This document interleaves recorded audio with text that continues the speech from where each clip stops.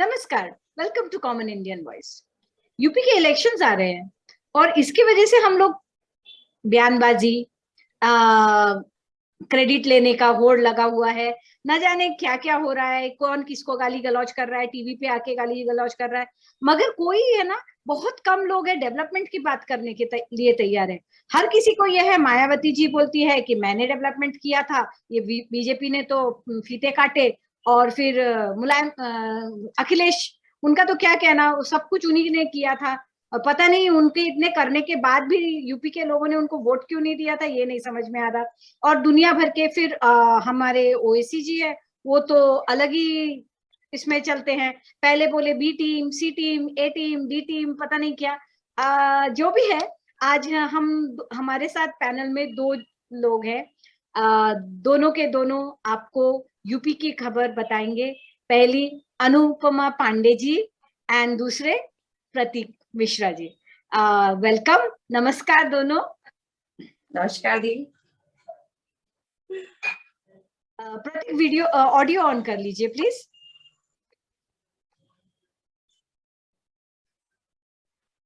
Thank you. पहला सवाल मेरा अनुपमा जी आपसे है। आप क्या कहना चाहते हैं ये इलेक्शंस के बारे में? आपका निजी राय क्या है?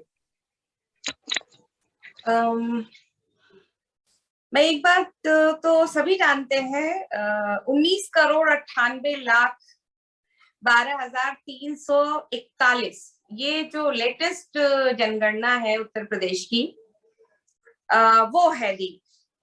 अब अगर आप कल्पना करें तो ये संसार के जो 4 बहुत बड़े बड़े देश हैं, उसमें भारत भी शामिल है, यूएसए है, इंडोनेशिया और ब्राजील, यही सिर्फ उत्तर प्रदेश से अधिक जनसंख्या में ठहरते हैं। इसके बाद हमारा उत्तर प्रदेश का नंबर आता है।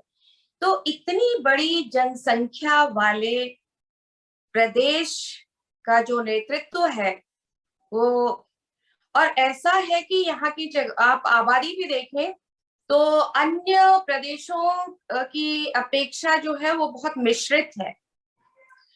मिश्रित होने के कारण यहाँ पर सबका विकास जो है वो बहुत आवश्यक है, तभी आपको वोट मिलेंगे।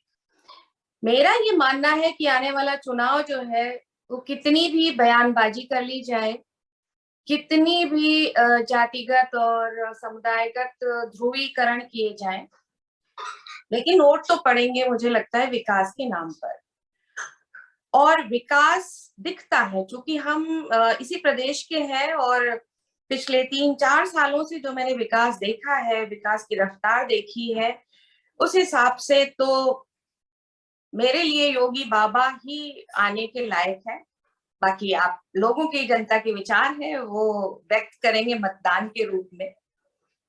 बिल्कुल। मैं आगे एकदम एकदम। प्रतीक, मैं आपसे ये पूछना चाहती हूँ कि लॉ एंड ऑर्डर सिचुएशन, उसका कितना असर पड़ेगा इस बार के इलेक्शन पे? देखिए, बिल्कुल ये असर पड़ेगा, क्योंकि मैं आपको बताना चाहता हूँ कि यूपी में दो दो दौर चले हैं। एक तो माफिया राज चला है, ठीक है, और एक एक चला है गुंडा राज, एक एक चला है डकैत राज, ठीक है। डकैत राज नो डाउट मायावती जी ने बेहतर हैंडल किया, ठीक है।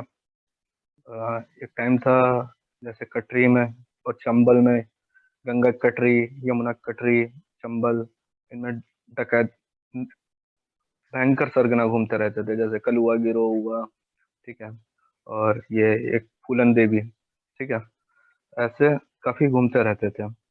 लेकिन मायावती ने उसको हैंडल किया।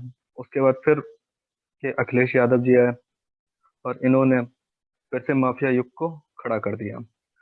हम सबसे बड़ा जो अभी तक का यहाँ पर 2010 से लेके और ये 2021 चल रहा है, 11 साल हो चुके हैं। इन 11 साल में जो सबसे बड़ा दंगा हुआ है, वो चाहे आपका ये सहारनपुर का दंगा ले लीजिए, और ये आपका मिर्जा मुजफ्फरनगर का दंगा, जहाँ पर जाट वर्सेस मुस्लिम हो गया था, ठीक है। तो और उसके अलावा मैं आपको एक बहुत बड़ा ये तो खैर अभी तो योगी जी आपके शासन में है, प्रशासन और प्रशासन ये देख रहे हैं, ठीक है। इससे इसके इसके अलावा मैं एक आपको स्टोरी बताता हूँ। ये दौर था, मुलायम सिंह तब यहाँ के सीएम थे, और अटल बिहारी जी अपने देश के पीएम थे, और दंगा चल रहा था आजमगढ़ में।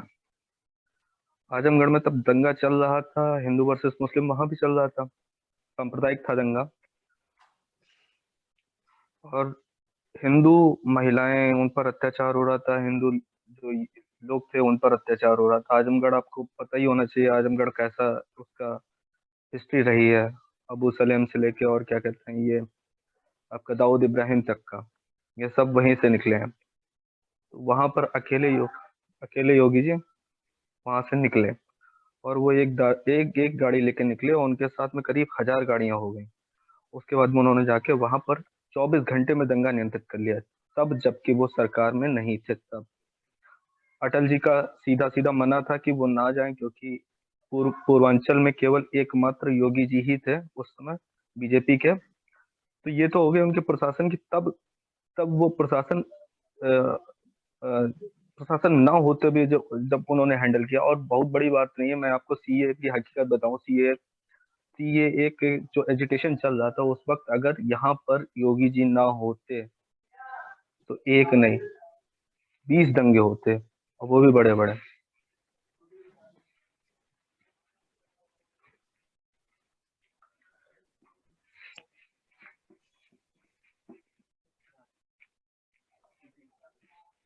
रफीक जी बिजी हो गए।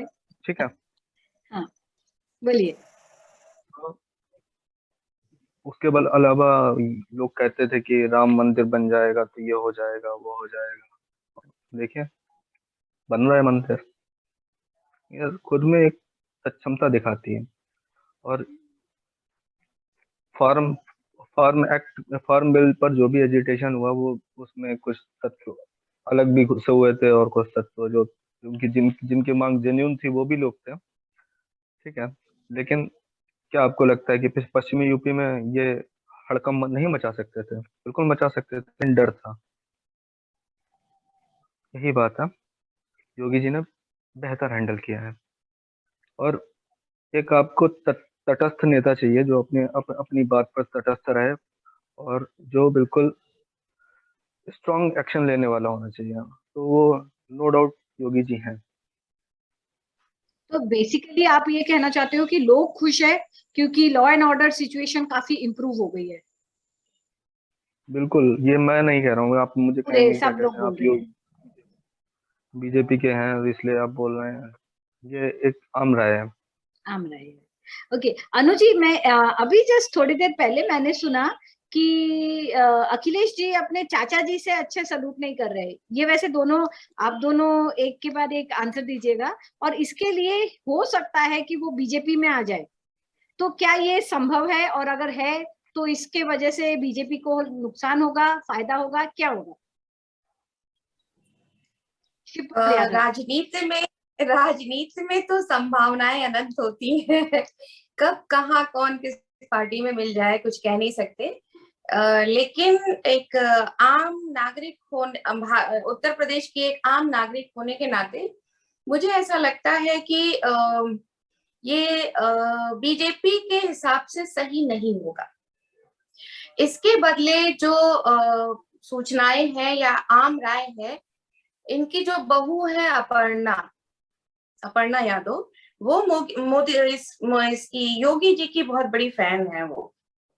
और कई बार वो मुखर भी रह चुकी हैं इस विषय में कि उनका मुझे गोपालन बहुत पसंद है, मुझे उनकी जो सच्चाई है वो बहुत पसंद है। तो कई बार वो कह चुकी हैं, पता नहीं वो कुछ संकेत देना चाहती हैं या क्या है, कह नहीं सकते।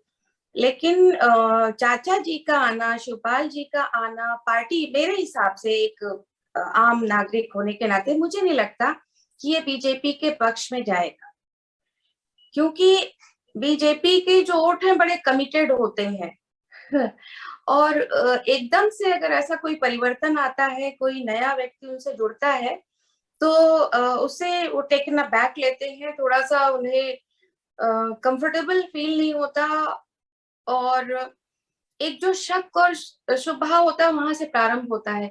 जो विश्वास है अभी योगी जी पर, जैसा कि अभी प्रतीक जी ने आपके सामने कहा कि लॉ एंड ऑर्डर सिचुएशन एक समय उत्तर प्रदेश की ऐसी हुआ करती थी कि मैं एक मिड एज में, मतलब एक अधेड़ महिला होने के नाते मैं सुरक्षित महसूस नहीं करती थी। लेकिन आज भी, आज रात को 8-9 बजे मतलब मैं अकेले वॉक कर लेती हूँ, अपने मोहल्ले में ही सही, और हम लोग पति पत्नी कहीं जा सकते हैं। वो परिस्थिति नहीं है कि अचानक कोई गाड़ी रोकेगा आपकी और आपके साथ कोई हादसा हो जाएगा। लड़कियां जो है वो बाहर निकलने लगी हैं, शाम को सुरक्षित महसूस करती हैं। कम से कम मैं राजधानी की बात कर रही हूँ। हो सकता है ये विभिन्न जिलों में अलग अलग परिस्थितियों में अलग अलग हो, वहां का लोकल नेतृत्व भी बहुत कुछ निर्भर करता है, लेकिन योगी जी के आने से एक सुरक्षा की भावना जो है वो आई है आम नागरिकों में, जो त्रस्त थे। मैं एक चीज आपको माफिया बोलना, हाँ मैं एक चीज आपको बोल रही हूँ। आजकल आप लोग बोल रहे हैं, मैं 84 से लेके 88 तक कानपुर में मैंने अपना इंटर किया और फिर मैंने अपना ग्रेजुएशन भी किया। पर आपको पता है हम कभी बस में नहीं चढ़े। हमें घर में बिल्कुल मना किया हुआ था कि बस में कभी नहीं चढ़ना। और टेम्पो, उस टाइम वो टेम्पो से हम लोग कॉलेज में आते जाते थे, तो टेम्पो हम लोग पूरी की पूरी लड़कियां एक साथ होने के बावजूद हम लोगों को इतनी हैरेसमेंट होती थी। तो अभी तो भगवान ही जाने क्या होता होगा, पता नहीं। एंड जब मैं सुनती हूँ ना कि योगी जी आने के बाद ये बहुत हद तक रुक गया है, तो अच्छा लगता है। क्योंकि यूपी में मैं भी पली बड़ी हूँ, कानपुर की, अब नहीं रहती हूँ यूपी में, मगर मुझे पता है सिचुएशन कितना खराब था। सड़क चलते हुए भी हमारे साथ हैरेसमेंट होती थी। हाँ बोलिए। एक बात और जोड़ूंगी इसमें, ये जो यहाँ का पहले पनवाड़ी कल्चर था, पान की दुकानों पर 50ओं की भीड़ इकट्ठी होना और वहां से आती जाती महिलाओं को छेड़ना या अपशब्द कहना या उल्टे सीधे गाने गाना, जो हम लोगों के समय का कल्चर रहा है, वो मुझे अब लुप्त दिखाई पड़ रहा है पूरी तरह से। वो बहुत अच्छी बात बोली आपने, दैट इज वेरी गुड। क्योंकि ये सुन के आप बहुत किसी अच्छा भी लगा। उम्र की महिला हो, किसी भी उम्र की महिला हो, लड़कियों बच्चियों को तो निश्चित है, जैसे आजकल की बच्चियां तो स्मार्ट हैं, ऐसा नहीं है कि वो हमारी तरह से रखी गई हो, पाली गई हो। आजकल उन्हें भी शिक्षा दी जा रही है कि तुम्हें अपने आप को कैसे बचाना है, कैसे सुरक्षित रखना है, किन बातों पर ध्यान रखना है, अपने आसपास के माहौल में अलर्ट होकर के अपना काम करना है। तो वो जागृत है, ऐसा नहीं है। लेकिन हम उस समय जागृत होते हुए भी हम परिस्थितियों को बदल नहीं पाते थे, क्योंकि एक पान की दुकान से आगे के गली के पान की दुकान से तो सामना होना ही होता था। बस इतना ही कहूंगी। होता था, नहीं डरते थे, लिटरली डर लगता था। प्रतीक मुझे आपसे एक चीज पूछना है, ये जो फार्म लॉज वापस लिया है, इसका क्या असर होगा, पॉजिटिव नेगेटिव? क्या यूपी मतलब वेस्टर्न यूपी छोड़ के बाकी के यूपी के किसान भी फार्म लॉस के लिए अगेंस्ट में थे कि क्या सिचुएशन था यूपी में?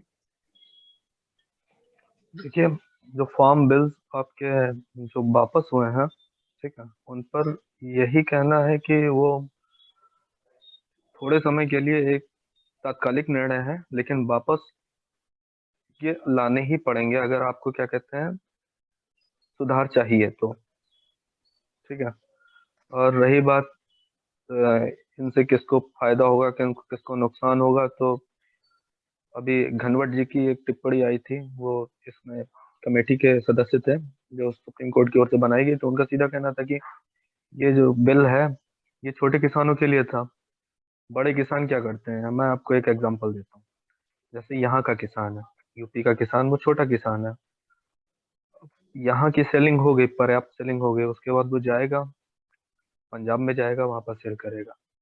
लेकिन ये जो बड़े किसान है पंजाब के या फिर वेस्ट यूपी के ही मान लीजिए, ये किसान क्या करते हैं, उनका तो औने पौने दाम पर ले लेते हैं, गेहूं हो गया या फिर धान हो गया, ठीक है, और उनको अपनी एमएसपी पर बेच देते हैं, ठीक है। जैसे 1300 का अगर उन्होंने 1300 का लिया, तो वो 1300 रुपया क्विंटल लिया, तो वो वहां पर जाके एमएसपी पर 1900 रुपया क्विंटल बेच देंगे। तो बड़े किसानों को तो फायदा है ही, लेकिन छोटे किसानों को एमएसपी से कम पर बेचना पड़ रहा है। ठीक है, बाकी ये अभी ये खालिस्तान वाला जो भी इश्यू लोग बोले या ना बोले, लेकिन खालिस्तान वाला इश्यू तो है ही।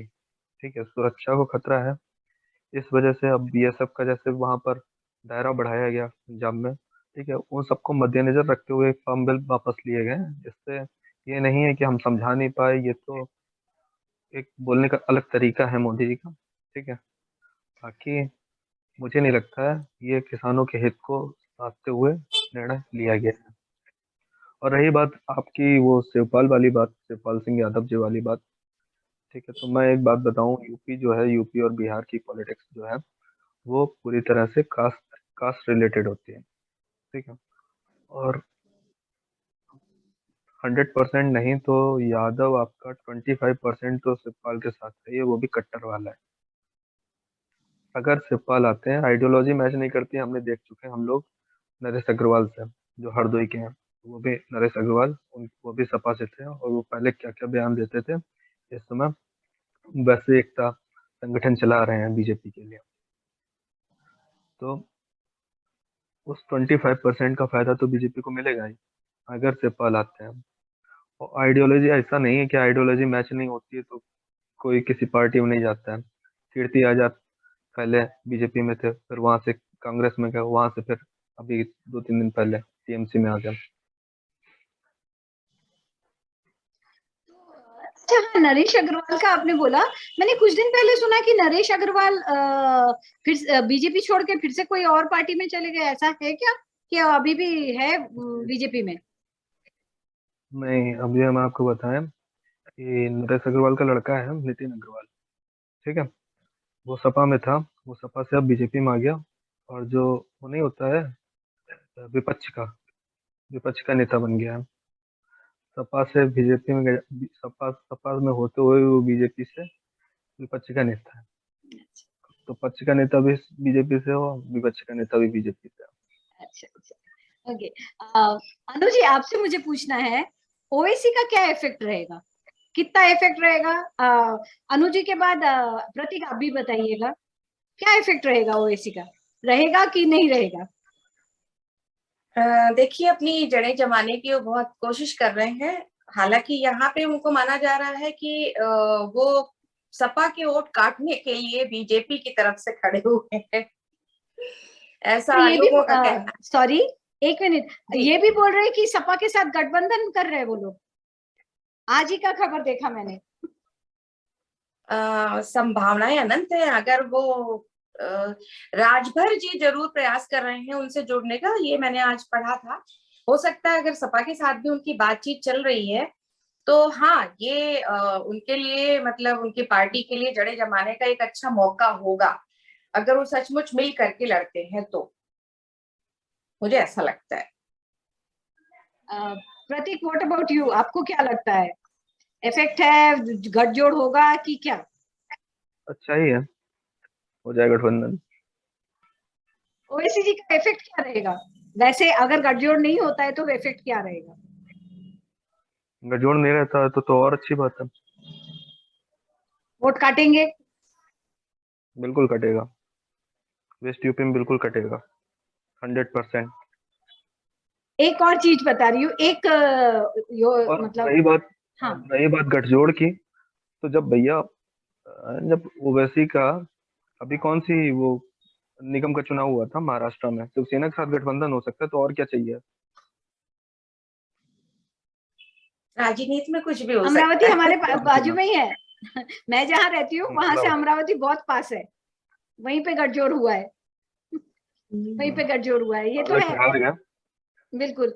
अच्छा, एक बात बताइए, अभी अनु जी, आप दोनों को ही मुझे पूछना है कि इलेक्शंस आ रहे हैं, उसके पहले एक बहुत मतलब कोशिश किया जा रहा है, ये मतलब योगी जी का चेहरा, मोदी जी का चेहरा खराब करने के लिए काशी को लेके बहुत हंगामा हो रहा है। मैंने कुछ दिन पहले वीडियो भी बनाया था जिसपे कुछ लोग आके बोले थे कि ये लोग सब फेक लोग हैं, आप तो खुद जाके आए हैं, एंड हाँ, अभी वहाँ यूपी के ही है। ये हिंदुत्व का सवाल क्या हो रहा है वहां पे?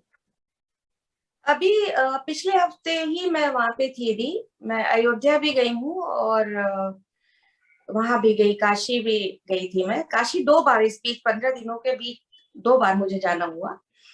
दोनों बार काशी विश्वनाथ जी के दर्शन किए। और जैसा कि उस वीडियो में लोगों ने कहा था, उस दृष्टि से, और मैं अपना व्यक्तिगत अनुभव बता रही हूँ कि कहीं भी ऐसी कोई तोड़फोड़ नहीं हुई है। और कोई भी निर्माण कार्य होगा भी तो फिर उसमें ये निश्चित है कि मूर्तियों को वहां से स्थान परिवर्तन करना पड़ेगा, तभी जाकर के आप कोई निर्माण कार्य अच्छी तरीके से कर सकते हो। और जिस भव्यता से और जिस विचार से कि आने वाले 1000 वर्षों तक ये मंदिर सुरक्षित रहे, इनको भूकंप से बचाया जा सके, इनको बाढ़ इत्यादि जो नैसर्गिक आपदाएं हैं, विपदाएं हैं, उनसे बचाया जा सके, हमलों से बचाया जा सके, परिस्थितिगत उनकी जो सिक्योरिटी है, उनकी सुरक्षा है, मंदिरों में आने वाले भक्तों की और यहाँ तक कि भगवान की भी, उन्हें सुरक्षित रखा जा सके। इस दृष्टि से यहाँ तक कि ड्रेनेज सिस्टम जो है उनका इतना व्यवस्थित रूप से, सीवेज सिस्टम, ड्रेनेज सिस्टम, कि अगर आप लगातार 10 दिन भी बारिश हो जाए तो मंदिरों में पानी कहीं भी एक बूंद इकट्ठा ना हो सके, इतनी अच्छी व्यवस्था की जा रही है। तो मुझे तो इतना दिव्य अनुभव हुआ कि मैं कह नहीं सकती। जिस दिन मैं गई हूँ उसके अगले दिन माँ अन्नपूर्णा की मूर्ति का जो था वो फिर से उनकी प्राण प्रतिष्ठा होनी थी, जो विदेशों से भी लाई गई है, और योगी जी आने वाले थे। उसकी बड़ी बड़ी भव्य तैयारी चल रही थी, सुरक्षा व्यवस्था जो थी। और सबसे बड़ा दुख होता है दी कि जब हम अपने ही देश में अपने मंदिर और अपने भक्तों की सुरक्षा के लिए हजारों की संख्या में सुरक्षा बल लगाते हैं, सही बात है। तब प्रश्न उठता है कि क्या सचमुच हम ऐसे लोकतंत्र में जी रहे हैं जहां हमें ये अधिकार मिला हुआ है कि हम अपने धार्मिक जो इतिश्री कर्तव्य हैं उन्हें पूरा कर सके? क्या हमारा सिर्फ मंदिर बना करके उसमें प्राण प्रतिष्ठा करके और बाहर से गुण गा करके ही हमारे कर्तव्यों की इतिश्री हो जाती है? कोई भी पर्व उत्सव आता है तब सुरक्षा बलों की आवश्यकता पड़ती है। कुछ भी ऐसा होता है, इसीलिए मैं उत्तर प्रदेश से अगर तुलना करूं तो जो भव्य कॉरिडोर बन रहा है काशी विश्वनाथ का, उसकी मुझे लगता है 4 साल पहले किसी ने कल्पना भी नहीं की होगी। जो स्वतंत्रता अभी मिली हुई है कलाकारों को मूर्तियां बनाने की, चित्र बनाने के, और जो दीवारें हैं उनको सजाने का काम है, दिन रात चल रहा है, युद्ध स्तर पर कहें कि चल रहा है। तो मेरे हिसाब से तो एक धार्मिक पर्यटन के रूप में विश्व पटल पर आएगा ये उत्तर प्रदेश, और इसमें मुख्य भूमिका होगी काशी और अयोध्या की। जी। प्रतीक, आप कुछ ओके, बोलना चाहते थे? मैं ये बताना चाहता हूँ कि ये जो काशी के जो नए मंदिर और जिन नए नए छोटे छोटे लोग निकल के आ रहे हैं और जो कह रहे हैं कि काशी ध्वस्त हो रही है, ठीक है। तो यूनेस्को पहले तो ये सारे मंदिर इन लोगों ने क्या किया था कि अपने घर के अंदर ले रखे थे, और जब वो कॉरिडोर खोला गया, उसका निर्माण चालू हुआ, तो ये जमीन उन लोगों को छोड़नी पड़ी, तो उसके घर के अंदर से निकल के आए मंदिर। दूसरी बात, जब मंदिर ही ध्वस्त हो जाएगा तो मंदिर अपने क्या कहते हैं, अपने पुराने पुराने बने होने के कारण, बहुत ज्यादा पुराने होने के कारण जर्जर हो जाएगा। तो उसकी पौराणिकता का मतलब क्या रह जाता है? जैसे यूनेस्को की आपको मैं रिपोर्ट बताता हूँ, उसके अकॉर्डिंग 850 से ऊपर मंदिर है ये तमिलनाडु में। ये बिल्कुल जर्जर अवस्था में और कभी भी गिर सकते हैं अगर उन पर काम नहीं किया गया। लेकिन तमिलनाडु में तो छोड़ दीजिए, क्योंकि एम के स्टालिन की सरकार है वहां पर। तो अगर काशी में ऐसा है तो काशी में अगर हम काम कर सकते हैं तो करिए ना, उसमें क्या दिक्कत है। और रही बात कि मूर्तियां ध्वस्त करी जा रही हैं, तो आज तक का एक वीडियो है, उसमें उसने बाकायदा दिखाया है कि कैसे मूर्तियों को बिल्कुल सुरक्षित सुरक्षित रूप से रखा गया है। और उनका कहना है कि मंदिरों में प्राण प्रतिष्ठा की जा रही है, प्राण प्रतिष्ठित मंदिरों को ध्वस्त किया जा रहा है। तो प्राण प्रतिष्ठित मूर्तियों में नहीं, मूर्तियों में होती है, ना कि मंदिरों में होती है, ठीक है। और अब मैं आता हूँ कि क्या धार्मिक क्षेत्र विकसित किए गए। तो यूपी का एक एग्जांपल देता हूँ। यूपी में आपको मालूम है अयोध्या में श्री राम जी है, मथुरा में श्री कृष्ण जी है, काशी में अपने भोलेनाथ है, जी। प्रयाग में महाकुंभ लगता है। 4 ये आपको मालूम होंगे। उसके अलावा 2-3 और हैं। जैसे आप वराह अवतार आपने सुना होगा नाम, वराह अवतार विष्णु जी का, ठीक है। ये कासगंज में है, कासगंज में हुआ है। कासगंज में उस क्षेत्र का नाम है सोरो क्षेत्र, और सोरो क्षेत्र के अंतर्गत आता है सूकर क्षेत्र। तो उसको धर्मस्थल की संज्ञा दे दी गई है। अब उसके अकॉर्डिंग जैसे मथुरा में है आपके वृंदावन में, कि उस एरिया में ना तो मीट बिकेगा और ना ही लिकर बिकेगी, वैसे ही सीकर में हुआ है, सूकर में हुआ है। इसके अलावा शाहजहांपुर भगवान परशुराम का जन्म स्थल है, वहां पर मेरा थोड़ा सा योगी जी से थोड़ा सा वो है कि उस पर थोड़ा सा काम करना चाहिए इनको, और शाहजहांपुर का नाम चेंज करके शाहजहांपुर में आता है जलालाबाद, जलालाबाद में है परशुराम जी का, तो उसको थोड़ा काम करना चाहिए, वहां पर ध्यान नहीं दिया गया। इसके अलावा आपका कुशीनगर हो गया, कुशीनगर में तीसरा इंटरनेशनल एयरपोर्ट दिया गया। और अयोध्या में एक इंटरनेशनल एयरपोर्ट मिला है आपको मर्यादा पुरुषोत्तम के नाम से। वहां पर वो तो अयोध्या को भूल ही जाइए, अयोध्या कितना भयंकर डेवलपमेंट हो रहा है वहाँ पे। अयोध्या, बनारस और वृंदावन, ठीक है। तो इन 7 या 8 एक संकिसा हो रहा है, संकिसा भगवान बुद्ध का है, संकिसा कंपिल। तो इन संकिसा कंपिल, आपको बता दें कि संकिसा कंपिल में भी डोमेस्टिक एयरपोर्ट बनाने का प्रस्ताव पारित हो चुका है, वो भी बनेगा, ठीक। तो ऑलराउंड डेवलपमेंट है, जिसको अच्छा लगता है वो ताली बजाता है, जिसको नहीं अच्छा लगता वो कहता है कि ये मैंने बनवाया। अच्छा, आखिरी सवाल मुझे ये पूछना है, कोरोना काल का लेके बहुत सारे लोग बहुत कुछ बोल रहे हैं। योगी जी खुद कोरोना ग्रस्त हुए थे, नहीं तो वो घूम रहे थे। ये कहा जा रहा है कि अखिलेश यादव और मायावती जी, ये दोनों कोरोना काल में गायब थे। इन लोगों ने लोगों के पास जाके कुछ नहीं किया। कितनी सच्चाई है इस बात में? और अनु जी, आप तो काफी बीमार हो गए थे। आप हमको तो बहुत मतलब बड़े परेशान हो गए थी मैं काफी दिनों तक। तो आप भी उसमें से निकले हैं, तो आपको क्या लगता है कि कोरोना काल में व्यवस्था कैसा था? और पहले आप बोलिए, फिर प्रतीक बोलेंगे। और मतलब योगी जी ने क्या क्या किया और उसका असर क्या होने वाला है? जी, कोरोना काल में ये बात 100% सही है कि सपा, बसपा, ओवैसी, कांग्रेस, सारी पार्टियां और इनके जितने भी कार्यकर्ता हैं, सब जैसे बिल में घुस जाते हैं ना, उस तरह से कहीं नहीं दिखाई पड़े। सच बोल रही हूँ, व्यक्तिगत अनुभव है। और यहाँ से लेकर गांव तक का, मैं गांव से भी जुड़ी हुई हूँ, तो मैं गांव का भी आपको बता रही हूँ। क्योंकि मेरा गांव जो है, वहां से बहुत सारे प्रवासी जो मजदूर हैं वो मुंबई जाते हैं। और वहां से ऑब्वियसली वहां बहुत फैल गया था। तो वहां से जब लौटे हैं, उनके लिए इतनी सुंदर व्यवस्था, जो प्राथमिक पाठशाला है हमारे यहाँ की 2, उनमें की गई थी।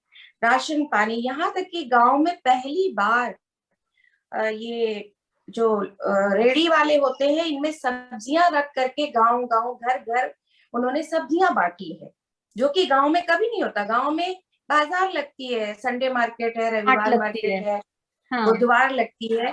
तो लोग सब्जियां या बाकी अपने घरों में उगा लेते हैं, ऐसे अलग से तो आवश्यकता नहीं पड़ती। हरी सब्जियों के लिए अपने घर में या फिर बाजार पर निर्भर रहते हैं, और पूरा हफ्ता उनका बड़े आराम से चल जाता है। लेकिन जब ये सब बाजार बंद हो गए, सब कुछ बंद हो गए, और घरों में भी परिस्थितियां, स्पेशली गर्मियों में सब्जियां कम हो जाती हैं, हरी सब्जियां तो बिल्कुल नहीं मिलती हैं पहले। और दूसरी बात, काम करने वाले भी तो मिलने चाहिए ना, कि आपके घर में खेती है, आपके घर के कंपाउंड में ही जगह है, लेकिन काम करने वाला नहीं मिल रहा है, तो आप बंद गए। ऐसे में घर घर दवाइयां बांटी गई, वैक्सीनेशन हुआ है, और पूरा उनको वैक्सीनेशन कार्ड हाथ से लिख के दिया गया कि आपको पहली वैक्सीन ये लगी, दूसरी तब लगनी, दूसरी लगने के बाद उन्हें हाथ से लिख करके सर्टिफिकेट दिया गया। क्योंकि वो इतने टैक्स हैवी गांव के लोग नहीं है, सबके पास स्मार्टफोन और ये सब सुविधाएं नहीं है, तो उन्हें दिया गया। रही बात शहर की, तो शहर का जो अप्रैल मई जून का जो नजारा था लखनऊ का, बहुत ही निराश कर देने वाला था। लेकिन उस निराशा में भी प्राइवेट हॉस्पिटल्स हो, यहाँ का एक डिफेंस एक्सपो लगा था लखनऊ में, बहुत बड़ा गार्डन है वृंदावन रोड उस पे योजना में, वहां पर डिफेंस के लोगों को बुला करके जो स्पेशल इन्होंने टेंट्स लगवाए, और उसमें डिफेंस के डॉक्टर्स जो है वो शामिल हुए, पूरा यहाँ का नॉर्दर्न कमांड जो था वो एक तरह से उसमें शामिल था। तो योगी जी ने जो स्टेप्स उठाए वो अकथनीय है, यहाँ तक कि WHO को भी सराहना करनी पड़ी कि इतने बड़े प्रदेश की इतनी बड़ी जनसंख्या, मैं फिर से कहूंगी 19 करोड़ 98 लाख, यानी लगभग 20 करोड़ के पास आबादी वाले प्रदेश को इस महामारी से, जिसमें छींक खांसी और एक जरा सी सांस से बीमारी फैल रही थी इस वायरस से, जिस ढंग से उन्होंने कंट्रोल किया है वो सचमुच काबिले तारीफ है। और मुझे लगता है कि जो विपक्षी हैं उन्हें भी इस सच्चाई को स्वीकार करना चाहिए। हालांकि उन्होंने, और इसमें विदेशी मीडिया और अपने देश का जो वामपंथी मीडिया है, उन्होंने लाशें जलती हुई दिखाई हैं और उनकी फोटो से पैसे कमाए हैं। इसे कहते हैं ना लाशों की राजनीति। मुझे बहुत दुख के साथ कहना पड़ रहा है। आपको लगता है कि एक आम जनता जो है वो इनको वोट देगी, इस ढंग से देगी? तो मैं तो तारीफ करूंगी इस सरकार की कि जिस ढंग से उन्होंने संभाला है, राशन दिए हैं, पानी तक की व्यवस्था, सब, मैंने कहा ना गांव में सब्जियां घर घर पहुंचाना बहुत बड़ी बात होती है, तो बहुत अच्छे से संभाला है। और इसमें अगर 100 में से मैं इन्हें 98 99 नंबर देना चाहूँ तो मैं देने से नहीं छूँ। Thank you. प्रतीक, आप क्या कहना चाहोगे? ठीक है, मैं तो इस व्यवस्था का अंग ही रहा हूँ, ठीक है, यूपी में कोरोना के समय, जो कि मैं तो जैसे प्रवासी मजदूर रहते हैं यहाँ पे, उनकी ट्रेसिंग में मेरी खुद की ड्यूटी लगी थी। तो उनको ट्रेस करना, वो कहाँ से आए हैं, उसके बाद में ट्रेसिंग करके उनका क्या व्यवसाय है और वो किस चीज़ में पारंगत है, उस व्यवसाय को ढूंढकर उस व्यवसाय के उनको स्किल मैपिंग करके उनको रोजगार देना, ये एक काम था। उसके अलावा अभी मैं हाल ही का एग्जांपल दे देता हूँ। ये चीज़ 15 करोड़ जो वैक्सीनेशन लगी है यूपी में, जो टॉप टॉप टॉप की है, कैसे हो रहा है ये?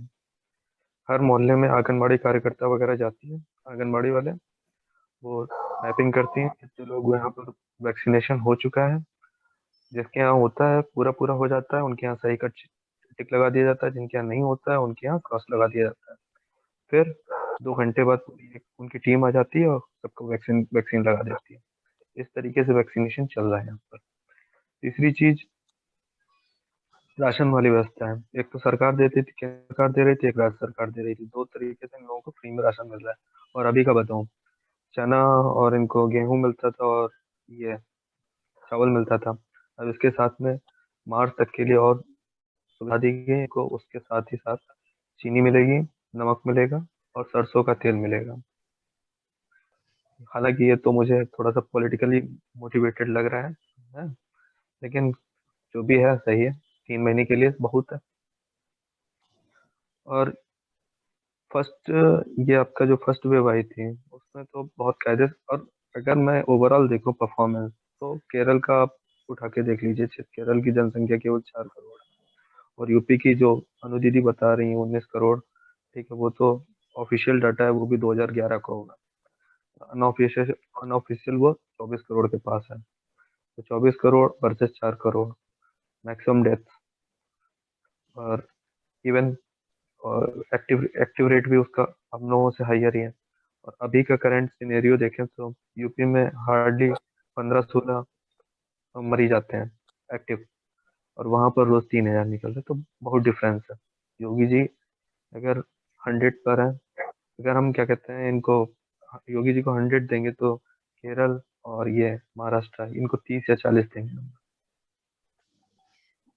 Thank you very much. मतलब आप लोगों ने इतने सरलता से बात की है, मुझे बहुत अच्छा लगा सुन के। मतलब आप लोगों का द थॉट प्रोसेस, सॉरी मेरा हिंदी आपको पता है, thought process was so clear and I think आपके आपके साथ ना लोग बहुत अच्छी तरह से कनेक्ट करेंगे। बंगाली हूँ अनु, तो मतलब यूपी कानपुर में पली बड़ी होने के बावजूद मेरी हिंदी मुझे, मैं अटक जाती हूँ। मैं एक्चुअली ना सोचती हूँ कि मैं क्या बोलूं आगे, क्या बोलूं आगे, और गलती कर देती हूँ। मैं बोली आज आपकी मैंने हिंदी बहुत अच्छी है, इसमें निस्संदेह बहुत अच्छी है, और कहीं से नहीं लगता कि आपको हिंदी नहीं आती और आप बंगाली। आप बिल्कुल बड़ी सहजता से बोलती हैं। आपको कहीं ऐसा लगता, स्वयं शायद लगता होगा, हाँ, नहीं तो सामने वाला नहीं समझ सकता कि आपको ये हिंदी अच्छी तरीके से नहीं आती।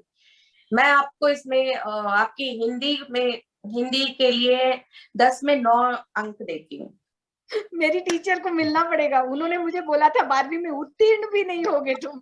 Anyway, thank you very much Prateek, thank you. मैं सच्ची में मैंने नहीं थैंक यू। सोचा था कि आओगे आप। शुक्रिया। एंड दोस्तों, अगर अच्छी लगी तो लाइक कीजिए, शेयर कीजिए एंड सब्सक्राइब जरूर कीजिए। नमस्कार।